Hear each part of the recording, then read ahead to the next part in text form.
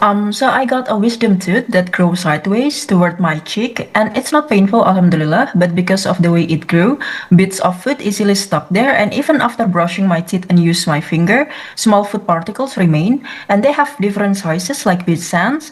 So some are a bit large, some are small, and it's not like they're diluted because I can see it.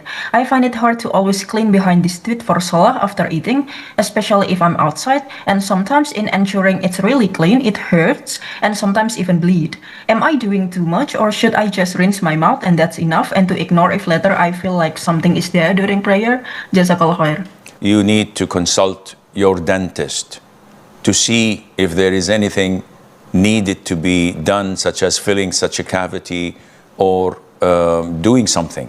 Secondly, as long as you brushed your teeth and you rinsed your mouth before salat, and there is nothing solid that you can touch or take out normally, you can pray, even if it's still visible and existing in your teeth.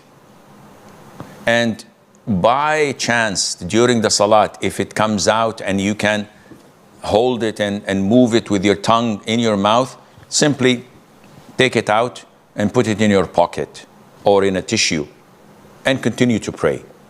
The thing is, if it's solid and it's touchable, it has mass, and you can take it out, yet instead you decide to swallow it, that would be eating.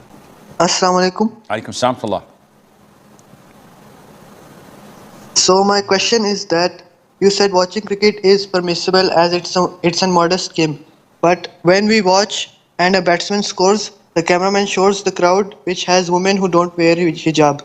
And I can lower my gaze, but what if my parents and brothers are watching and they don't lower their gaze? So do I sin for it? Similarly, if my father asks me to play... Do your brothers and parents watch Bollywood? Yes or no? Yes. So what's the big problem? You are watching something that is halal. If something that is minute and random comes up and you lower your gaze, alhamdulillah. If they don't lower their gaze, the sin is on them.